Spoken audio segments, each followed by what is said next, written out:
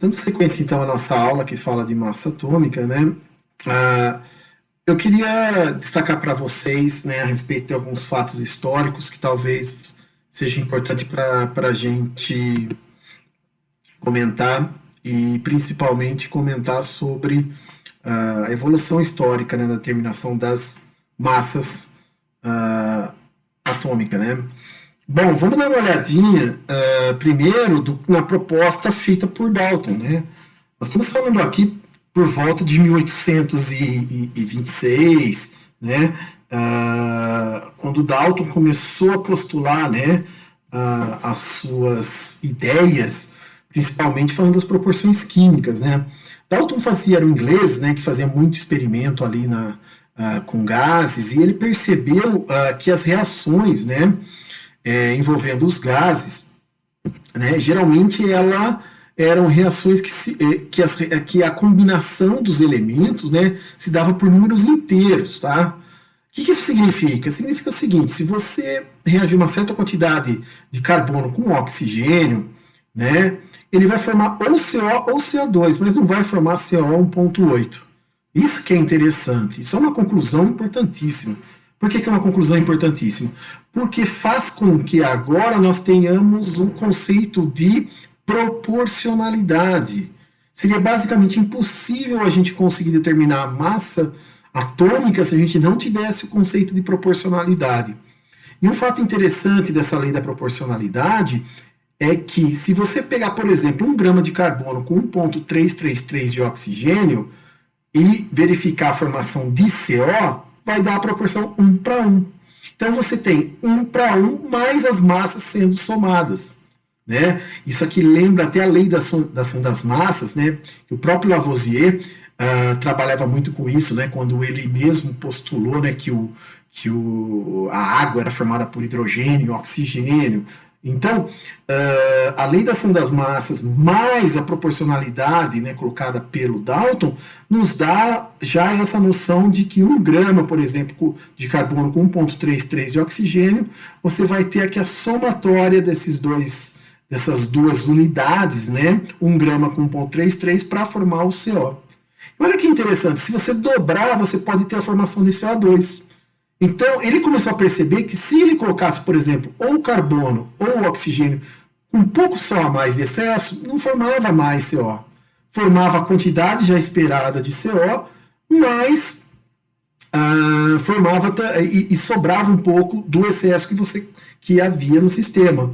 Ou se esse excesso fosse exatamente o dobro e você conseguisse determinar aqui que era CO2 que estaria formando, você teria a proporção 1:2 dando 3. Isso é muito interessante. Por quê? Porque já nós estamos falando aqui, pessoal, século XVIII, século XIX, né? Já no comecinho ali do século XX, o pesquisador chamado Theodore William Richards, ele era um professor de Harvard, né, que começou a trabalhar buscando a determinação das massas dos átomos, mas de maneira mais precisa. Então ele tinha em mente toda essa regra da proporcionalidade, a química já estava se expandindo em termos de reações, isolar elementos, né? Vários elementos já tinham sido descobertos, né? Então ele começou a trabalhar com isso. Então surge a físico-química, né? Ele talvez junto com o Arthur Noyes, foram os dois, digamos, patriarcas da físico-química na América do Norte, né? Então, você tem o nascimento da fisicoquímica aqui na América do Norte com dois exímios pesquisadores, né, que trabalhavam na acuracidade das medidas. Isso é muito interessante. Tanto é que o Noyes, né, foi presidente do MIT e depois acabou indo para o Caltech, ser professor lá no Caltech. Tem um prédio grande com o nome dele lá, né, em homenagem a ele, né, lá na Química. E enquanto em Harvard você tinha o Richards, né, tentando isolar os elementos de tal forma que com alta pureza ele conseguisse determinar os valores de massa, né, atômica com uma precisão não antes vista, né. Então ele foi talvez o primeiro físico-químico, e é engraçado, porque como físico-químico, ele também era um excelente químico analítico. A correlação da química analítica e da físico-química é muito grande, porque para você conseguir determinar os parâmetros físicos, até hoje, para você determinar os parâmetros físico-químicos, você precisa ter boa instrumentação. Então, você trabalhar com química analítica de ponta, né, faz com que a físico-química também obtenha, né, você consiga obter resultados bem acurados. Isso é interessante, tá? E naquela época o trabalho era maior, porque o físico-químico, por exemplo, ele não tinha um equipamento como nós temos hoje, né, com a disponibilidade de vários equipamentos. Ele projetava, né, o próprio equipamento. Foi o caso até do Richards, né, foi o que ele fez. Né? O que ele tem de mais, digamos assim, popular, né, que ficou do seu legado, o processo, a nefilometria, né? Ele mostra, na verdade, como que se dava a mistura de gases e sólidos, né? Então ele conseguia desenvolver um aparato para aqui, ó, os aparatos para você conseguir purificar bem esses gases, né, e os próprios sólidos, e depois utilizando a interação da luz com esses sistemas, né, denominado nefilometria, né, então ele desenvolveu um equipamento chamado nefelômetro, que depois, mais para frente, dá origem ao turbidímetro, entre outros, né, outros equipamentos. E ele ganhou o Prêmio Nobel de Química, né, de 1914. Ele foi o primeiro americano a ganhar o Prêmio Nobel de Química por esse estudo. Né. E eu vou mostrar até algumas coisas. O legado dele foi mais do que simplesmente determinar massas com bastante acuracidade. Né. Aqui é uma foto dele, olha aqui. Ó. Ele está aqui. Essa foto é um dos portões do Instituto de Química da Universidade de Harvard, tá? E aqui ele está com a turma dele de Química 4. Né? Ele está aqui e aqui os alunos dele de Química 4. Na verdade, Química 4 era Química Analítica, era o curso de Química Analítica, né, que ele ministrava. Então, a contribuição que ele deu não foi só em termos da fisicoquímica, né, mas também na química analítica. E ele tinha, né, ele gostava muito de falar que as massas, né, elas iam muito mais além do que e além dos céus, né, e além das águas, ou seja, você conseguia, aonde você encontrasse química, a massa atômica era importante. Ele falava que os números, né, traziam muitas informações, e esses números, eles são eles traziam determinar com acuracidade, né, a massa, uma massa molecular, uma massa atômica, né, um isótopo, ou seja, você vai fazer com que você tenha a possibilidade, né, de conhecer todo o universo, conhecer todos os elementos da Terra, conhecer todas as composições e também realizar novas composições, tá certo? Então ele era um entusiasta, né, dos números que envolviam os átomos, né, e como os átomos interagiam entre si, né? Estamos falando aqui do começo da década de 20, pessoal, com o nascimento, então, né, das técnicas, né, de análise de alta performance, tá?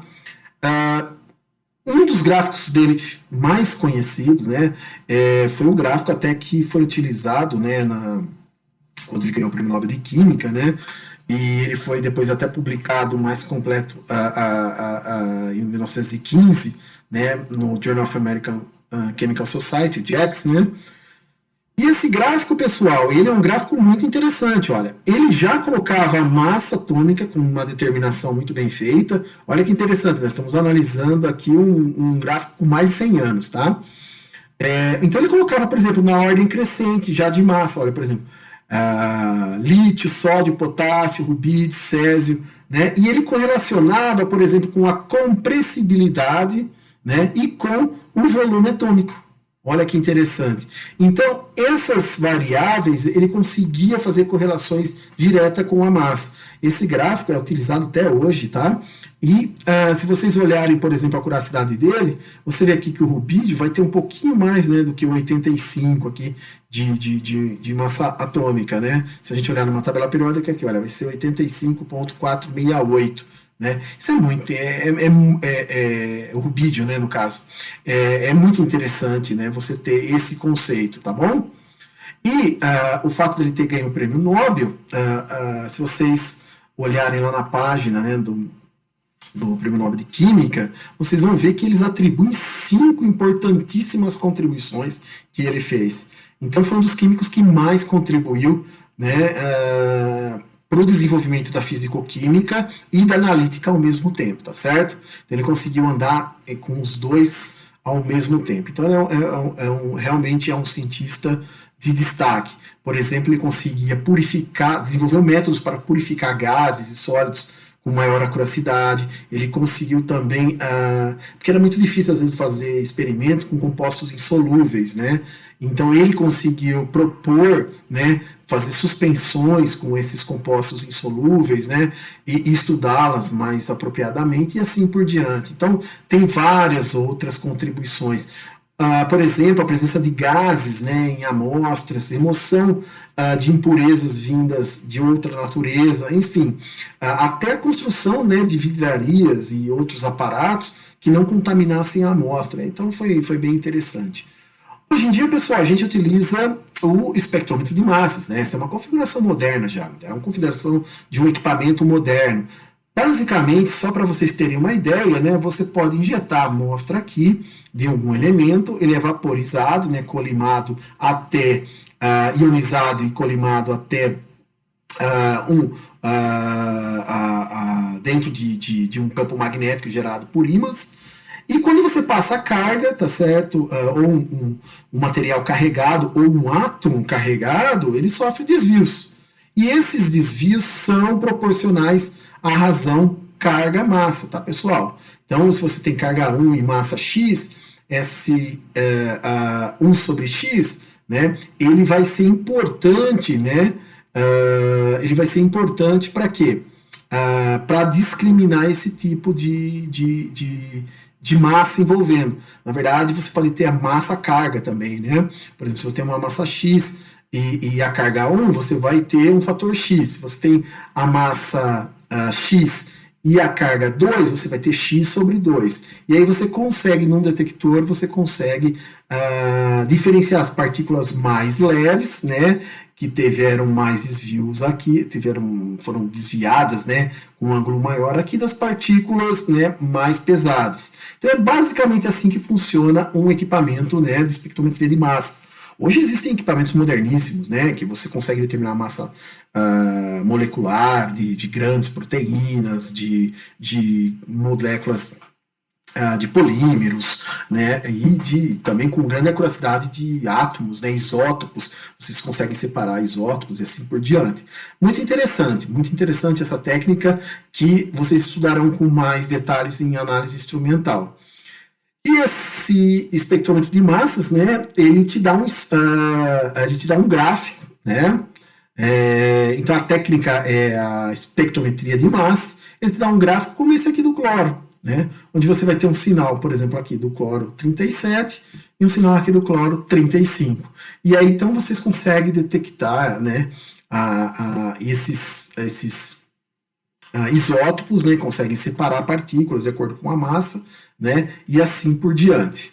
Bom, com isso, pessoal, é possível então nós termos uma relação, né, agora de massa com o número de mol que vocês aprenderam.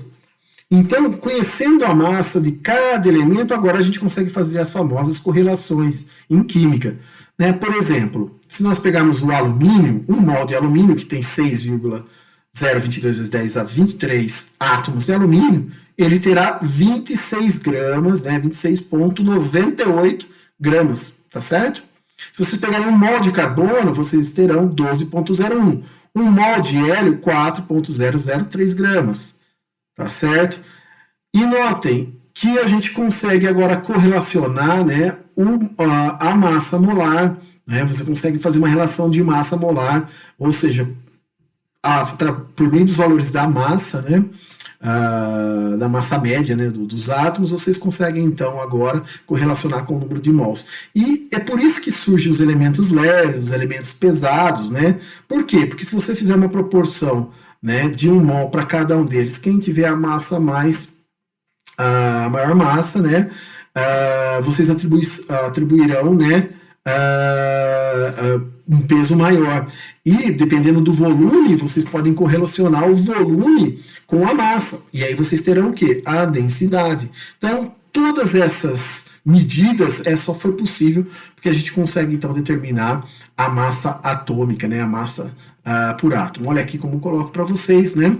12 gramas de carbono tem 1 mol, ou 12 por mol, ou 1 mol por 12 gramas. Então, agora nós temos uma infinidade de maneiras de correlacionar, né, a massa molar com vários elementos.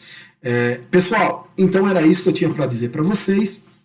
Então, essa aula é para mostrar para vocês que já desde o começo do século XX, por volta de 1913, 1914, vocês já têm então essa correlação de massa com alta acuracidade, e que hoje os espectrômetros de massas, que são equipamentos com uma tecnologia, com muita tecnologia, ele consegue nos dar informação até mais acurada, né, dos valores de massas, né, atômico. Então, o que a gente tem que ter em mente desta aula? Primeiro, massa molar, massa e gramas por mol, né, a relação de gramas por mol, ela surge graças a você ter uma grande especificidade para determinar a massa de cada elemento, tá? Essa é a primeira conclusão que a gente pode tirar. A segunda é que foi uma evolução histórica, né, desde o começo, lá, desde 1913, 1914, utilizando os conceitos de Dalton, de Lavoisier, né, foi uma evolução, então, a determinação da massa atômica. E, por último, né, um espectrômetro de massa, pessoal, ele é um equipamento hoje de fácil aquisição, né, hoje você vai a qualquer instituto de química, você vai em qualquer laboratório, né, que utiliza detecções, né, você pode encontrar um equipamento desse, né, que pode ser adquirido facilmente, né, não é muito barato, mas também não é um absurdo de caro que um laboratório, por exemplo, de alta performance não possa ter um equipamento desse, tá bom? Então, fazendo essas correlações massa, espectrometria de massas e determinação de isótopos utilizando espectrometria de massas, a gente consegue então caracterizar todos os elementos químicos da tabela periódica, tá bom?